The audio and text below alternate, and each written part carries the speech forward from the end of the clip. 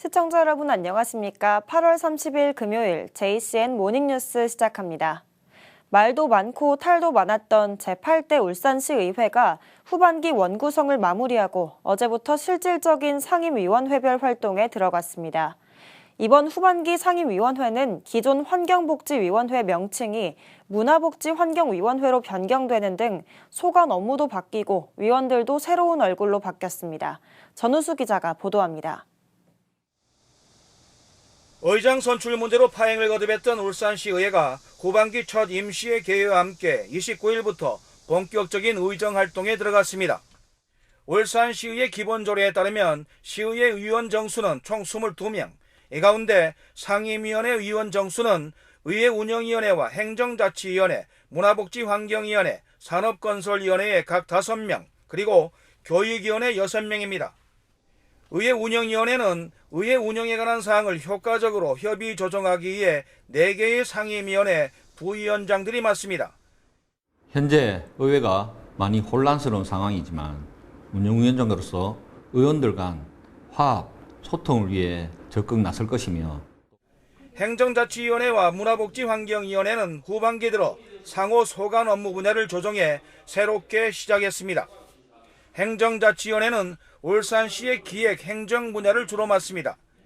김기한 직전 의장도 행자위에 포함됐고 직전 강대길 부의장과 천미경 의원 등 전반기 교육위에서 맹활약했던 의원들이 다수 포진했습니다. 문화복지환경위원회는 복지와 환경 분야 외에도 전반기까지 행자위가 맡던 문화 분야를 넘겨받았고 명칭도 전신인 환경복지위원회에서 문화복지환경위원회로 변경됐습니다. 직전 환경복지위원장이었던 이영애 의원이 평의원으로 그리고 더불어민주당 손명희 의원이 부위원장직을 수행합니다.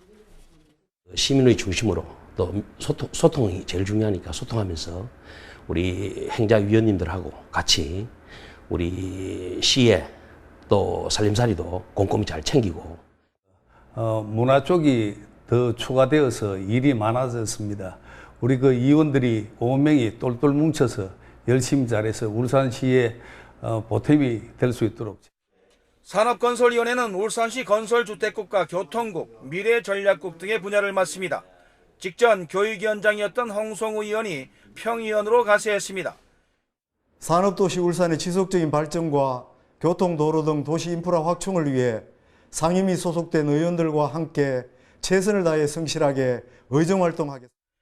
교육위원회는 울산교육청 전반에 대한 업무를 맡습니다.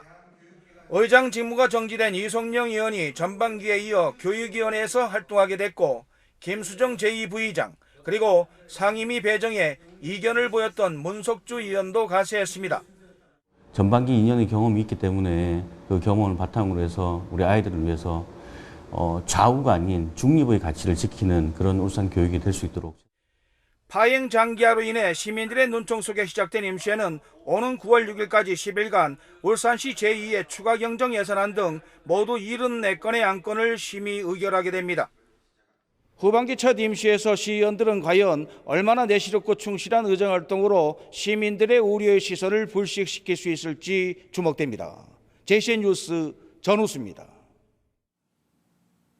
안수일 시 의원은 어제 오후 긴급 기자회견을 열고 더 이상 의장 선출 문제로 분란이 이어져서는 안 되며 법원의 시시비비가 가려질 때까지 의장 재선거는 논의 대상이 아니다고 입장을 밝혔습니다. 안 의원은 의장 선출 효력정지 가처분 신청이 인용 결정된 이후 발생한 논란에 대해 일말의 책임을 지고 탈당을 선택했다며 이런 가운데 의장 선거를 다시 치르자는 것은 분란만 조장하는 일이라고 주장했습니다. 안 의원은 본안 소송인 의장 선출 결의 무효 확인 결정이 짧게는 3, 4개월, 늦어도 6개월 정도 나올 것으로 알고 있으며 그때까지 소송 취하 등의 생각은 전혀 없다고 잘라 말했습니다. 울산의 한 고등학교에서 딥페이크 음란물 피해 신고가 접수돼 경찰이 수사에 나섰습니다. 울산 경찰청에 따르면 울산의 모 고등학교에 재학 중인 여학생 2명은 최근 자신들의 얼굴을 합성한 딥페이크 음란물 사진이 SNS상에 유포된 것을 확인하고 경찰에 신고했습니다. 문제가 된 사진은 피해 여학생들의 친구들이 발견해 알려준 것으로 전해졌으며 경찰은 해당 사진을 제작하고 유포한 범인을 추적하고 있습니다. 경찰은 피해 여학생들이 원할 경우 심리 상담 등도 지원할 계획이라고 밝혔습니다. 울산 지역 진보 성향 시민사회 단체들은 어제 시청 프레스센터에서 기자회견을 갖고 딥페이크 성범죄로 인해 학생과 학부모, 시민들이 불안과 공포에 휩싸이고 있다며 정부와 지자체에서 책임을 져야 한다고 주장했습니다. 이들은 정부는 올해 여성가족부 예산에서 디지털 성범죄와 성폭력 예방교육 관련 예산을 대폭 삭감했고 울산시 의회는 교육청의 성교육 관련 예산을 삭감하는 등 범람하는 디지털 성범죄 문제에 일조했다고 지적했습니다. 그러면서 성폭력과 젠더폭력 피해 지원과 방지 예산 확대, 그리고 성폭력 처벌법과 성인지 교육 강화 등을 요구했습니다. 김두겸 시장을 단장으로 하는 울산시 해외사절단이 2028 국제정원박람회의 울산 개최 여부를 결정하는 총회에 참석하기 위해 어제부터 다음 달 6일까지 7박 9일 일정으로 폴란드 방문길에 올랐습니다. 김 시장은 다음 달 4일 폴란드 바르샤바에서 개최되는 제76차 국제원예 생산자협회 총회에 참석해 2028년을 목표로 하는 울산 국제정원 박람회 추진 계획과 개최 역량 등을 설명할 예정입니다. 이에 앞서 해외사절단 일행은 우즈베키스탄 타슈켄트주에 위치한 빈곤 퇴치 고용부를 찾아 인적자원 개발 공동협력 업무 협약을 체결하는 한편 자매도시인 튀르키예 코자엘리시를 방문해 도시 간 우호 협력 방안에 대해 협의합니다. 울산 앞바다에 추진 중인 부유식 해상풍력 발전 5개 프로젝트가 모두 환경 영향평가 승인을 받으며 전력 공급 입찰 자격을 얻었습니다. 업계에 따르면 울산의 5개 부유식 해상풍력 발전 프로젝트 가운데 해우리와 반딧불이, 귀신고래 해상풍력이 지난달 환경 영향평가 승인을 받은 것에 이어 한국부유식풍력과 문무바람 주식회사도 지난 27일과 28일 각각 승인을 받았습니다. 앞으로 5개 프로젝트는 국가유산청과 해수부 등 다양한 협의기관의 평가 등의 절차를 거쳐야 합니다. 운전면허증을 자진 반납하는 고령 운전자에게 자체 인센티브를 지급하는 조례안이 울주군의회 상임위를 통과했습니다.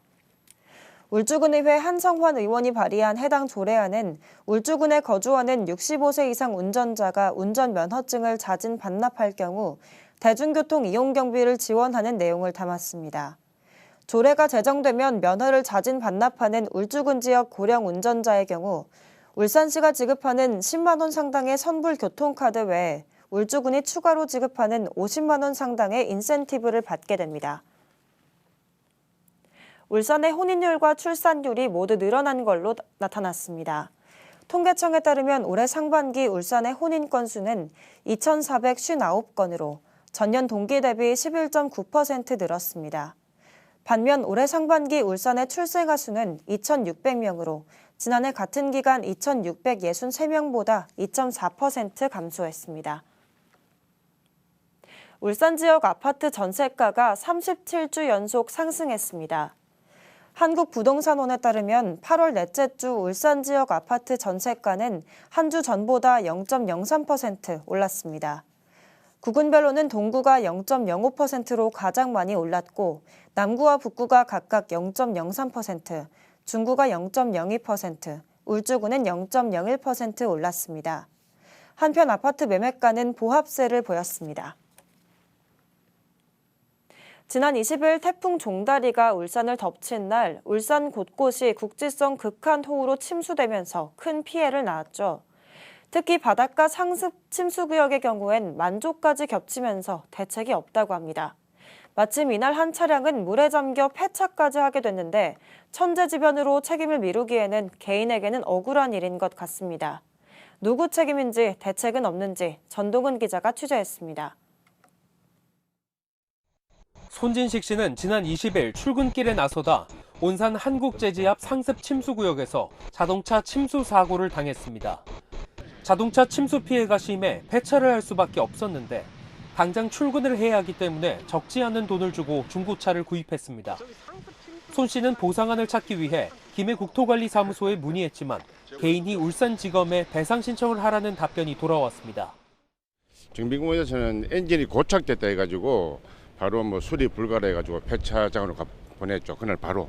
급작청에서 우리가 민원서를 받아가 신청하고 이러면 또 상당히 시일이 걸리잖아요. 그럼 저희들은 당장 울산서 여기까지 올라가려면 하루 먹고 살기 위해서 오는데.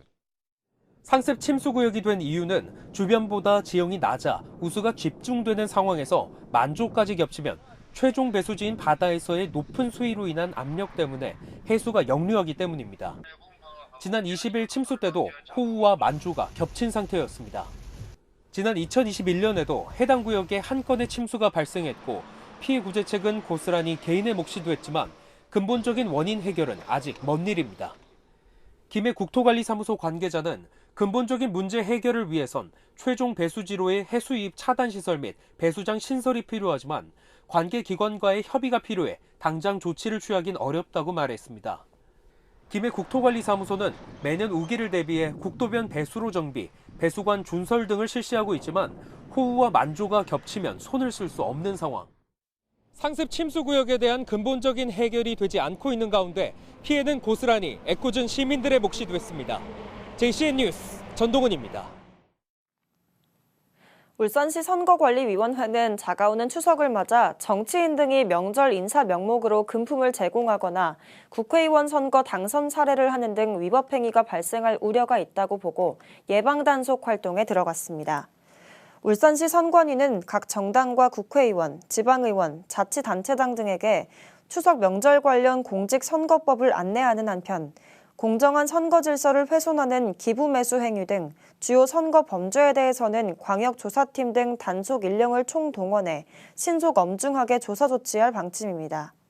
선관위는 유권자가 정치인으로부터 금품이나 음식물을 제공받을 경우 최고 3천만 원 범위에서 제공받은 금액의 10배 이상, 50배 이하의 과태료가 부과될 수 있다며 유의해 줄 것을 당부했습니다. 울산시는 재난 등에 따른 응급 복구비 명목으로 재난관리기금 312억 원을 제2회 추가 경정 예산에 편성해 울산시 의회 심의를 앞두고 있다고 밝혔습니다.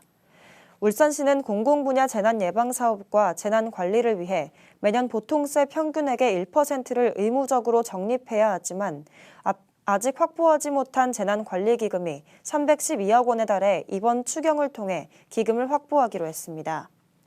울산시는 이번 추가 경정 예산안이 의회를 통과하면 재난관리기금은 올해 말 기준으로 약 886억 원에 달하며 이 가운데 직접 투입할 수 있는 가용기금은 법적 의무 예치금과 예탁금 등을 제외하고 약 531억 원에 달한다고 설명했습니다. 현대자동차가 다음 달 1일부터 14일까지 2주간 신입사원과 인턴 채용을 진행합니다. 채용 부문은 연구개발과 디자인, IT 등 6개 분야 36개 직무로 채용 지원 자격은 학사 석사 졸업 또는 졸업 예정자며 최종 합격자는 11월 중 발표됩니다.